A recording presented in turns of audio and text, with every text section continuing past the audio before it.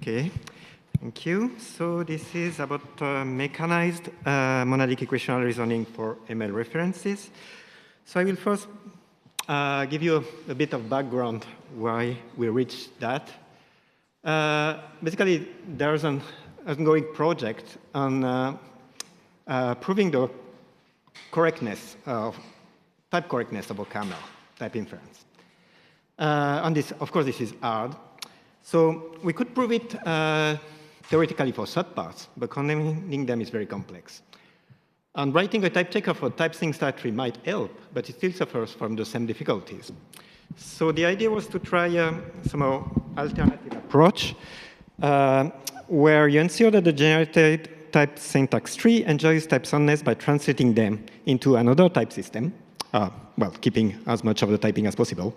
And here in Coq, because it's very expressive. Okay, so that was basically the idea. I'm not going into the details because this is not actually the story today.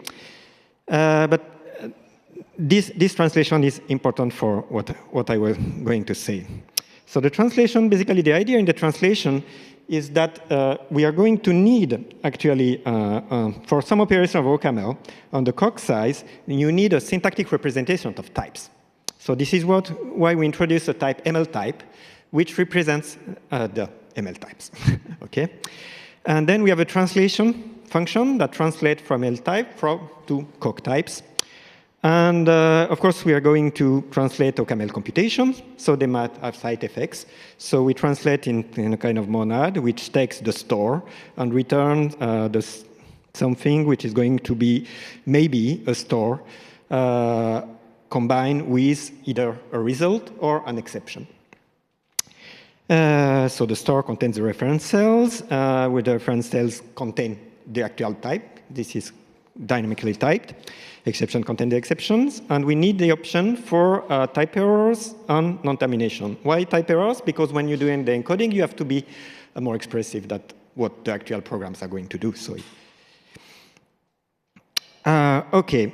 And so the type translation is going to be important too.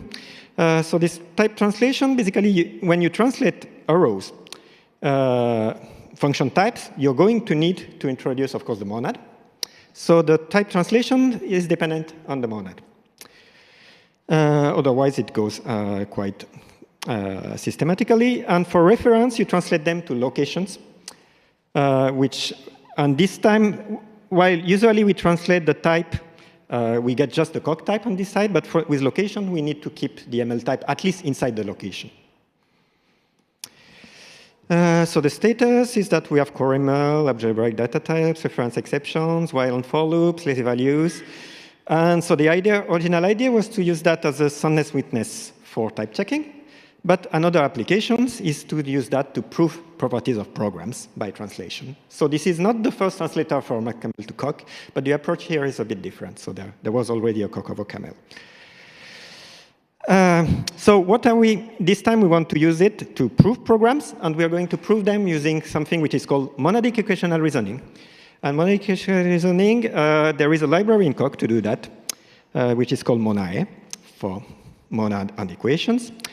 So it already supports equational theories for many monads, such well, state, failure, probabilities, non-determinism, and many combinations of them. It's very good at providing combination of monads. And the idea in this approach is that the soundness of reasoning is ensured by providing a model for the desired combination. Okay? So here and some of the models are provided as monad transformers, making it easy to build combinations. Okay? And the other point is that we are starting for OCaml. We have already a kind of monad, and we can use this monad, maybe encoding a bit monad style, to provide the model. And then we want the equational theory. Okay? So an example of monad in monae is going to be the array monad, because we are actually going to reference it. So the idea of the array monad, it just describes, it's a very simple case, it describes an homogeneous store and with a default initial value. So for so you have an indexing type, I, for which you only need to check equality. And for any I, there is already a value in the store, in the array.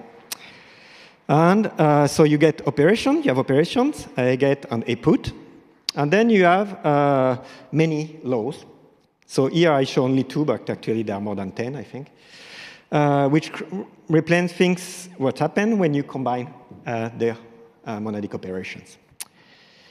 And of course, in order to make it meaningful, you need to provide a model. And here the model is provided as an instance of the state monad, where the state is just a function from index to value. And then you get, well, you define get and put as insertion and extraction. Extraction and insertion. Okay. And then you prove that this is an instance of the, here this is a canonical structure, mechanism of Koch that you use to provide the instances of the array monad. Okay? But now what we want to do is to extend this to work for ML references. So we want to define a new equational theory. And usually what happens is that you start, well, most monads in MonAE, you just start by a monad and its equational theory in the literature. And it's not always easy to implement it, but at least you have a guide.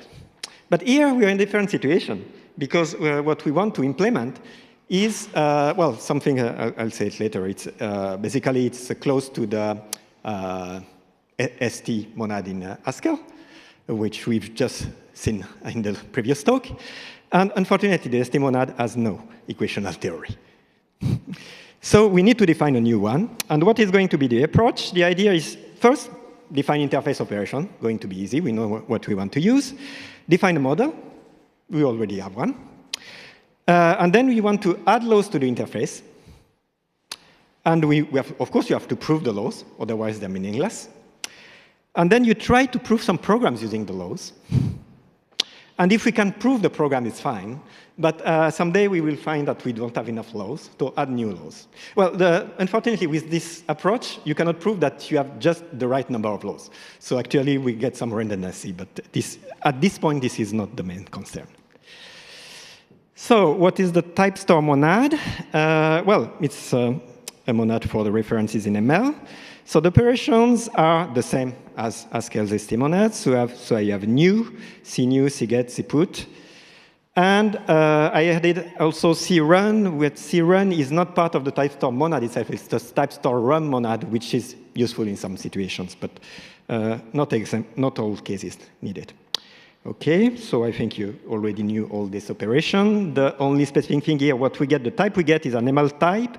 So you get a value of the Koch type corresponding to the ML type T. And it returns your location of this type T. You get a location, get back a value. Okay. And you can put with expected type. And what you might find strange at this point, why are there two monads, N and M? This will be explained in the next slide. So the next step, as we said, is define a model and also find the equation. And for the equation, we are going to start from the array monad. OK. So we start with the full-ground model, which is not actually the original model. Oh, what, sorry? Yes? Yes? I have the microphone, so I can ask the question. But wait, sorry. ML has recursion, though, right? So how can I write MA to option A, right? What if it's a diverging program? What it's a diverging program? Answer in 2 slides. OK. OK. So we start with the full-ground model, which was, I think, in a talk this morning. So we can build a model using the state monad transformer, MS. So here we were in a slightly simpler case. We don't try to be exactly typed, so the typing the store is dynamic. But you have been careful about one point, is that here we are defining here a monad M, and when we define it in the bindings, the types are respective to monad N, which has to be defined before. Okay, so we don't allow to put computations using the monad M in the store. Otherwise, you have the problem that you expected, of course. Once we have that, we can easily define new, get, etc. Put I didn't show, but run is easy. OK, what is going to happen here? We use the easiest encoding, so just a user list, and add things at the end of the list. The nice thing is that then you can use the length of the list as the index. So you have a quite optimal representation without needing to add any structural equations. OK? And one point is that, of course, since it's dynamic typing, well, if you translate an OCaml program which was correctly typed, it will never fail. But still, you could write by hand failing programs. So you need to have this possibility of failure. So that's why here we're using the state monad transformer on the option monad to have the possibility of failing. OK? And the C run is just checking if it's failure, then return none, otherwise return the result, discarding the state. OK. But then, well, in CogGen, originally, we wanted to translate all OCaml programs, because the previous, of course, is restrictive, since there are programs you can write in OCaml that you cannot write with just full run. So we can actually just do a bit more. What we are going to do, we are defining the same binding, but we make m as a parameter here. And then when we define the store, this time, we are going to bypass the positivity check. Oh.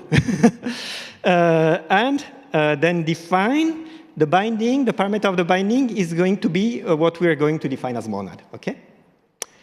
And this goes through, thanks to this pragma. And now we can translate any OCaml program. And of course, now we have non-termination in Coq. How bad is having non-termination? Well, we can prove false in the model. Yeah. But remember, we don't care so much about the model. We care about the equational theory. And for this, at this point, we don't have the answer. So the equation theory, the equational theory just says it has two parameters, m and n. Is the equational theory unsafe when m equals n? At this point, I don't have the answer. And it depends on the equation we put in the equational theory, too, probably. OK? But anyway, so when we want to serious proof, we should use that one. So it means that m and n are distinct. You cannot put computation in the store. OK, now, next step, we want to build laws.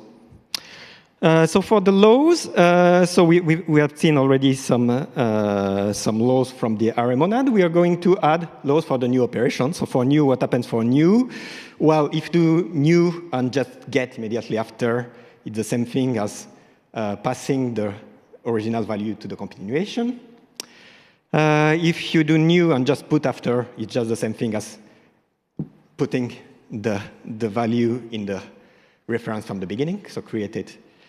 So actually, new is going to be a representation of the state. Oh, something I forgot to explain. What's happening? We are proving programs using monadic equational reasoning. Basically, our only state is the program itself. So all the representation of the state has to be in the program. And in this case, it's meant the heap is represented as these new cells. Okay? So that will be the basics of computation. But already here we have a problem. So problem, how can we allow commuting new with other operations? Because when we want to check, for instance, if you want to update the state, we need to new and put to be next to each other. So we need to bring the put to this new. And if there are several new, how do we do that? Well, the idea is that, OK, if I have a put and then a new, clearly, and this put is valid, then clearly the reference R is different from the new reference that at this point doesn't exist. Okay? So we should be able to commute them. But how do we do that? What do I write on the right-hand side? And well, the idea here is that we are going to assert the validity of a reference. Because if you change the order, this could actually change the meaning. So you might need to add some assertion of validity. And the idea is that this C check, which is a new operation, which just says that R is a value in the store. There is a value in the store corresponding to the location, R, and this value has the right type. OK.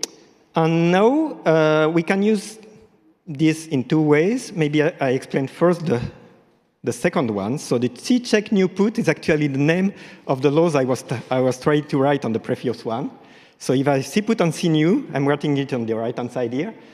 How can I translate it? I say, OK, I can have C new and then C put.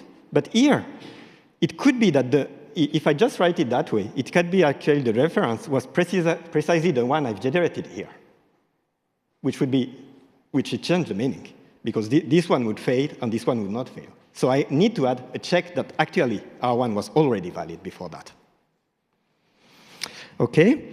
And another way to use it is that you also can use it, for instance, if I have two computations, I'm creating a reference, and I have two continuations, K1 and K2. If I know that R1 existed before these computations, then I can deduce from it that the location of R1 and R2 are different. And I can use it to prove that K1 is equal to K2. So this provides also me a reasoning principle. And actually, C-check is just C-get followed by skip. I just get and discard is enough as a definition.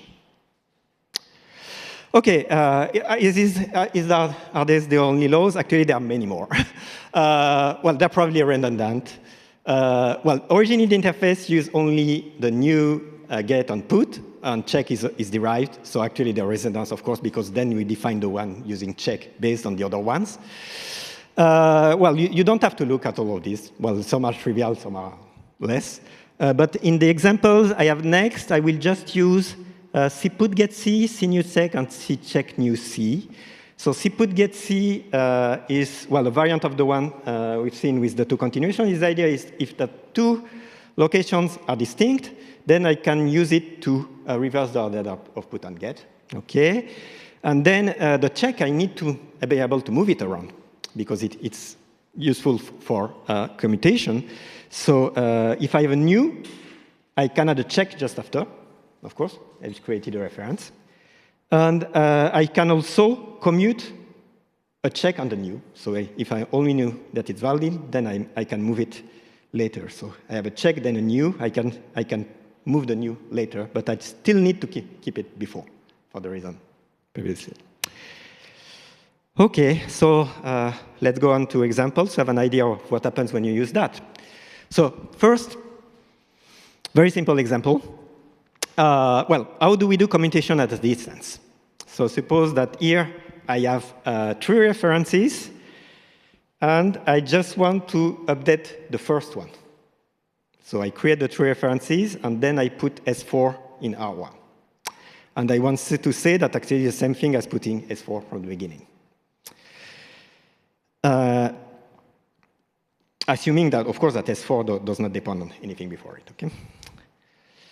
And how can I do that? Well, the basic idea here, if I disregard the do notation, I get these binds. Okay? So I create a reference, get it in R1, and another reference. I don't care about the reference, but then at the end, I put S4 in R1. And I'm going first to use CNew check to introduce the check here. Then I can commute it. So what happens if I commute, actually, I keep the original one, but I add a new one here. And then what I can do is, OK, so there is a syntactical thing for the rules that states that at the end there should be a continuation. So here I do a bind and skip in the opposite direction to add the skip at the end, so that which works as a continuation for the rule. And then I can use the check new put twice to actually move the put to the left, because there is a check before. So I do it once here, it puts it here. Once more, so it's going to put it to the front, which is the result. OK, so here, this way I move the put here, and then I can do just CNew put and get the result with, of course, the skip at the end, as expected. OK, so this may look a bit trivial. So let's go for a more interesting example. Of course, I said full ground. Full ground means that I can have cycles. So what happens when I try to go through a cycle? So simple example, I have here I build a cycle. So I build a definition of list where the tail is a reference in OCaml. And then I'm going to create a reference, then build a list with a reference on the end, and then set the reference to the list itself. So this is a cycle with A and B in it that I'm creating. And here I have definition. Oh, I'm wrong. There is a R before, R head and R tail, which are returning respectively the head of the tail in this case. When I return the tail, I dereference to get a list. And so it's automatically translated by CogGen, so that I get, I don't show the translation for the type, but it is more or less as expected. It's a bit different, actually. This way I get, so I first create the reference, which is nil at the right type, okay. Then I need to create first the B. I build the list from the back, of course, because I'm in the monad. So I create the B, then put the A before it, and then set the L and return the L. Okay, expected translation. And when I want to take the tail, okay, the same way, it's expected translation. And and how am I going to prove the properties on that? For instance, here I create the cycle, and then I take the tail twice. Since it's a cycle of longer 2, it should give me the same cycle. Okay, same thing as having created the cycle from the beginning. And the proof is, well, I don't know. It's small enough that you can write it by hand in, well, maybe an hour. I don't know. And I don't think I will go through all the details of the proof. Basically, these are the same kind of steps. Okay, I start. It's a bit longer, but same thing. I can explain it in 2 pages, but I'm not going to go through all the details here. What I want rather to explain here I've shown it just for a cycle of longer length 2. So what happens if you want to be lengths to be arbitrary, length n? So could write it also, but then you need a few lemmas in the end. So here the proof was less than 10 lines. If you want to do it for arbitrary lengths, then it's more like 16 lines because you need lots of lemmas about the structure. Because the point here is that all your state is explicitly in your program. Okay? So if we want to do more than that, then probably we need some more abstractions. Okay. Close to the end. Then for what about C-run? So C-run, as I said, is an extra operation. What is it nice to? For instance, if you want to define an algorithm imperatively and functionally. 2 versions. If you want to prove that the 2 versions are equal,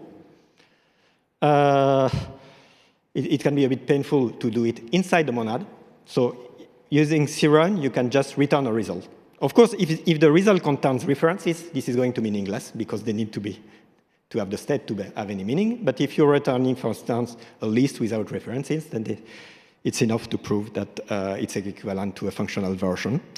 And again, you need a few lemmas to be able to handle the C-run. The idea is that what you do want to do to use C-run for is essentially this C-run rate, which says that the result is going to be some S. The result of your computation is going to be some S if all the operations you have inside it succeed. And succeed means that the result of C-run is not known. So you can write it that way due to some automatic conversion in SSReflect. And you need a few lemmas to prove that, but so it's not too difficult. In total, there is just those to prove all the examples we've seen.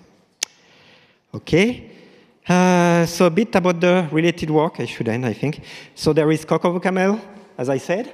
which is actually already 10 years old. But it went a slightly different way because the recent versions of OCaml are only about pure OCaml programs because they have another goal in mind. And I think HS to Coq also is in the same spirit, translating pure programs to code on total programs and prove them. Another observation is the type store monad is very close to the Haskell ST monad. But there are some theory about the Excel ST monad, but they are mostly about the typing part and also by the abstraction, the abstraction providing by the run operation, things like that, but not so much about, I didn't see any equational type theory. Then there are more recent works. So as I said, so on the full ground case has been already solved. And also very recently, there is a work by Sterling, Grazer, and Birkedal having constructed a model allowing effectful function in the store. But then, of course, the equational theory which is going to happen with that is going to be very different because you need delay operations. So what we are going to prove needs to be much more explicit, I suppose. OK, that's basically the end of it. Yeah.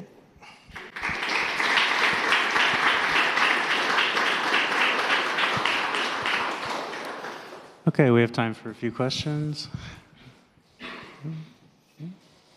I did have a question, which was, do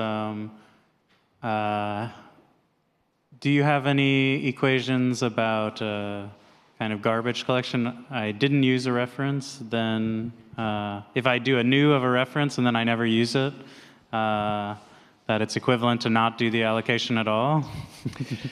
Unfortunately, well, you've seen the model. And the model doesn't prove such an equation because the model says that all the locations are generated in order. So if you change any order in the generation and remove one, you're not going to get the same locations. So that's kind of the unfortunate part. My understanding actually is that the last one here has kind of the same problem. Yeah, I think that one has you can the prove same global problem, things, yes. but not local things. But I think maybe this Staten and Kamar one. Yeah, but yeah. I want to see how they solve it in the real running version. Yeah. Okay. Any other questions? Okay. Okay, then I had another question, which was, if you go back to your list of all the laws, it's an impressive list, and I wanted to know if you're missing any.